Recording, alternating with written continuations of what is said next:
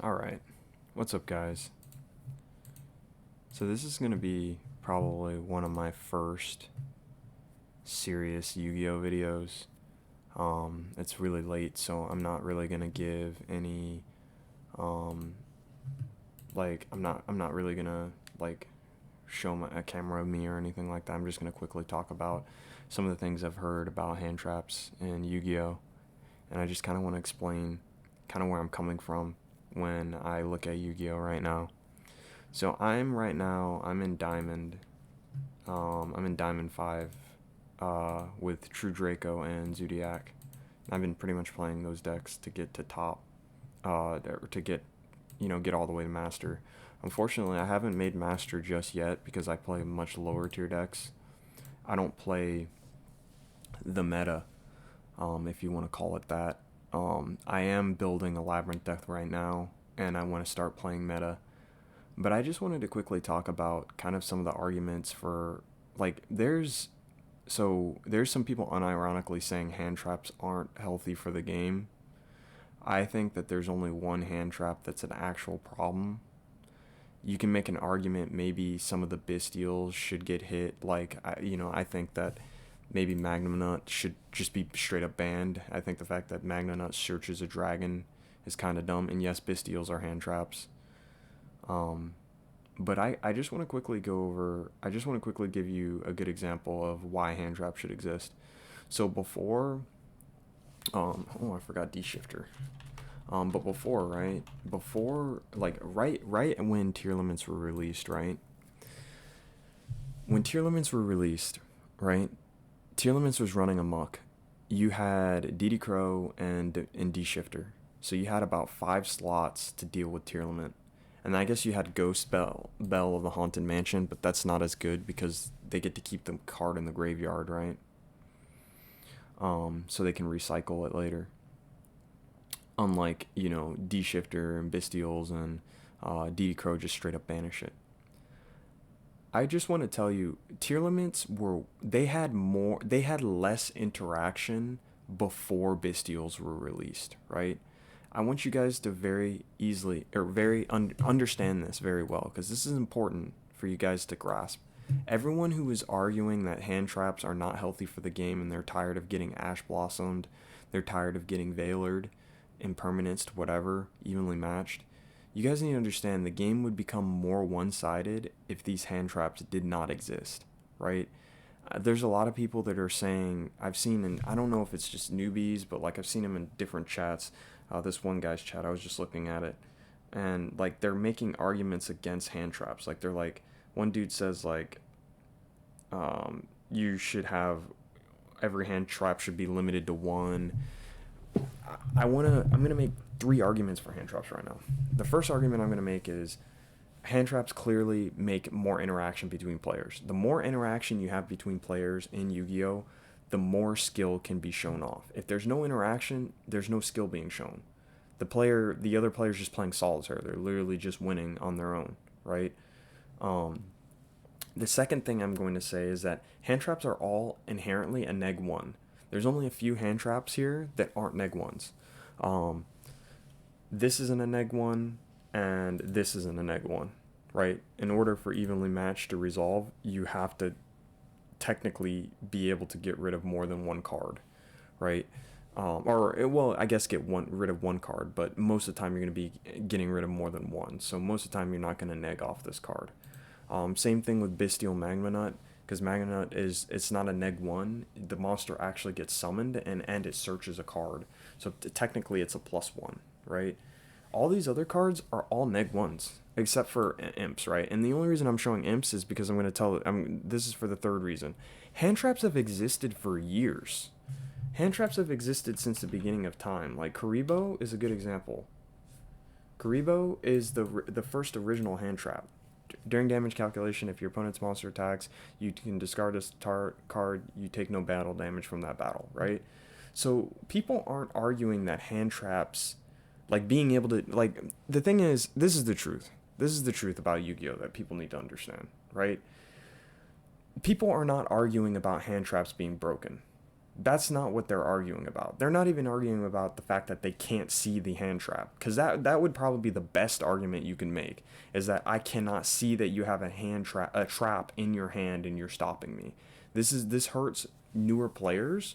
Newer players don't understand this, that like you can get countered from the hand. So like I could see you making an argument that newer players get screwed over by hand traps, and that's not cool, right? That's kind of like a fighting game aspect of Yu-Gi-Oh, where like you just don't know where things are coming from and you just get stopped. What people are arguing is that they want their deck to just combo. They don't want to be interrupted. That's the truth. It's the same argument that people made in fighting games. It's the same thing. It's the same thing. It just spreads throughout every game. People don't want to have to think. They don't want to have to figure out how to outplay their opponent. They want guaranteed situations, and they want guaranteed situations where they don't deserve them, right? Guaranteed situations should only happen once you've already made the read.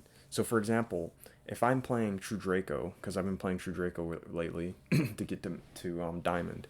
If I'm playing True Draco and I know they have Ash, or I have a feeling that they might have Ash in their opening hand, I'm gonna play the True Draco field spell first, and then I'm gonna play Duality, because the True Draco's field spell will cause me to not minus, but if I activate Duality, it's a straight up neg one, right?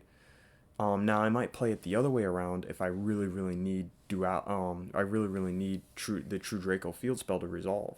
But for the most part, I'm gonna try to get them to neg, and then be able to to plus off their neg pretty much, because they neg one and I get to keep my advantage, right? This is in this situation, right? I'm gonna get a guaranteed search off of something. It's either gonna be off of Duality or it's gonna be off of the True Draco field spell, right? Now I have gained the right to get that guaranteed search, right?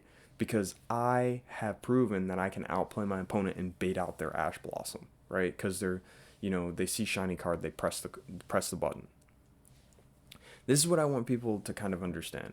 Yu-Gi-Oh is nothing but rulings, chain links, and outplaying your opponent. That is where all the skill comes in this game. It's not about summoning 1,000 monsters. It's not about activating Omni Negates. It's not about not letting your opponent play the game. It's about being able to outplay your opponent in situations, being able to, figure out ways to use, rulings to effect dodge, cards like skill drain, being able to avoid it by removing your monster on the field, or dodging an impermanence by chaining Book of Moon. Like, those are like tricks that like separate the good players from the bad players. And the truth is, hand traps have never been a problem, and they're not a problem. The problem is Max C, and the reason why the problem is Max C is because Max C cannot be played incorrectly.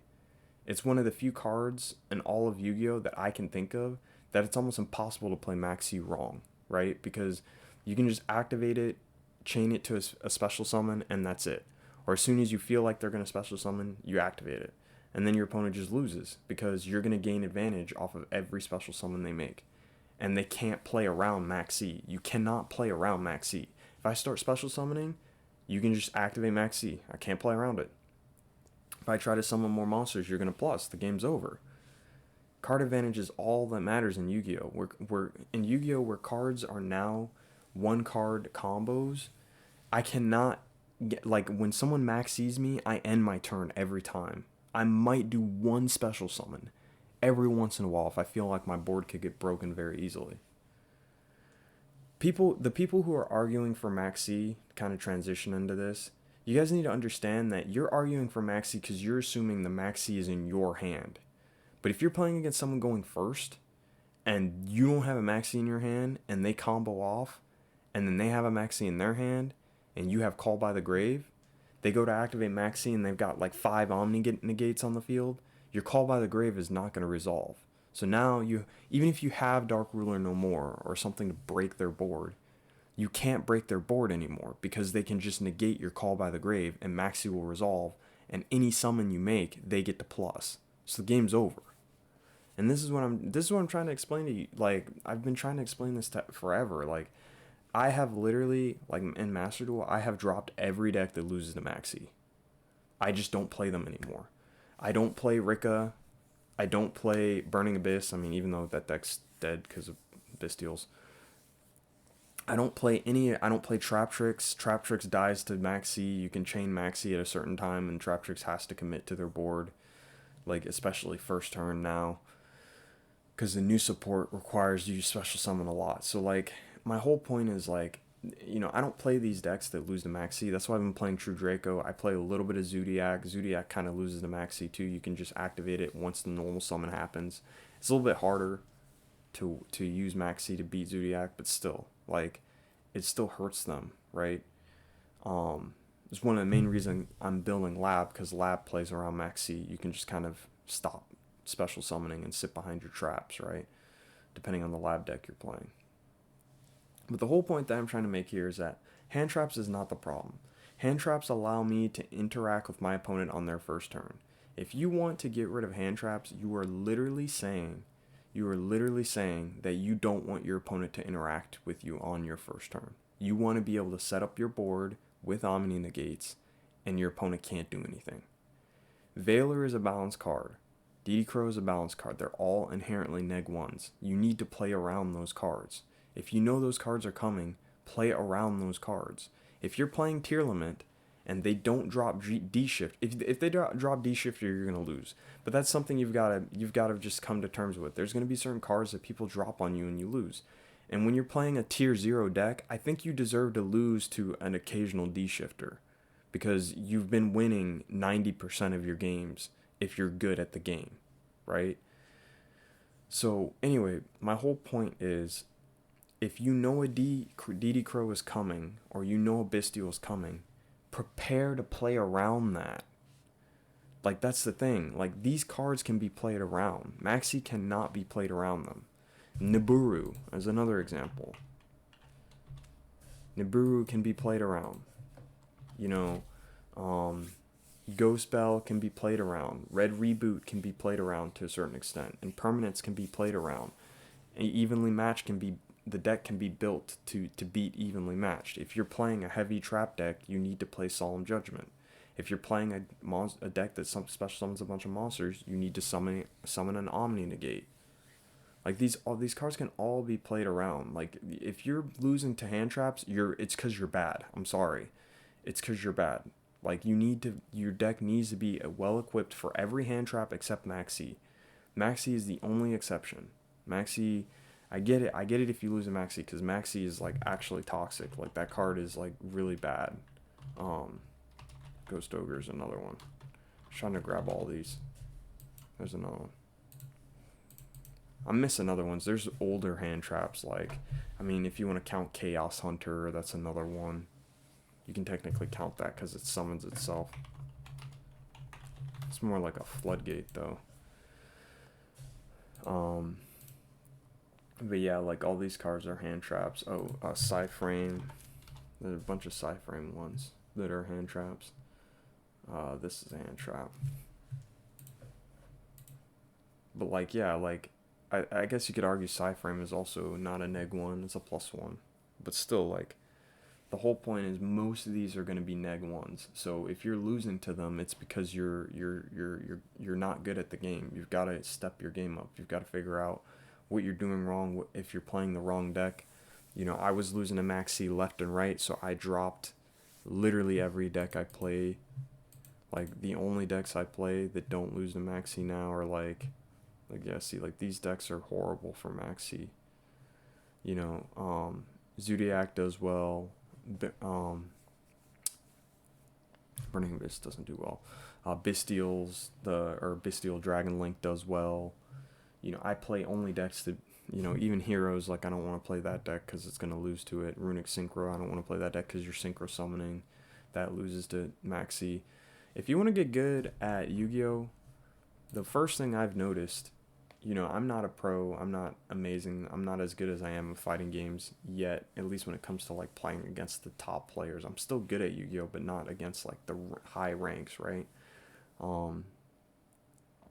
The thing that I can tell you from my experience is you need to play a deck that doesn't lose to Maxi, or you need to have nine outs to Maxi in the main deck.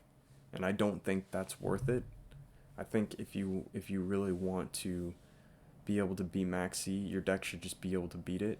If you look at the Master Duel meta, the top decks right now are Tearlament, Labyrinth, and Sprite. And the only reason I think Sprite is up there is just simply because Sprite is so consistent that it can play through, it loses to Maxi, but it's so consistent that it wins every game that Maxi is not resolving. So, but yeah, that's all I wanted to talk about. Like, I'm just kind of frustrated. Like, people are like lumping in hand traps with Maxi. They're not the same. If you open Dark Ruler no more against in TCG, you're probably going to resolve it and your opponent just loses their monsters. But if you open it up in OCG and they have Maxi, they can just chain that Maxi, and you're just as locked as if you would have been locked if they didn't have any monsters at all. So, good luck getting rid of those monsters without special summoning, too. But anyway, yeah, that's all I want to talk about today. Hopefully you guys learned something from this. Play Yu-Gi-Oh! Yu-Gi-Oh! Is amazing. Have a good night.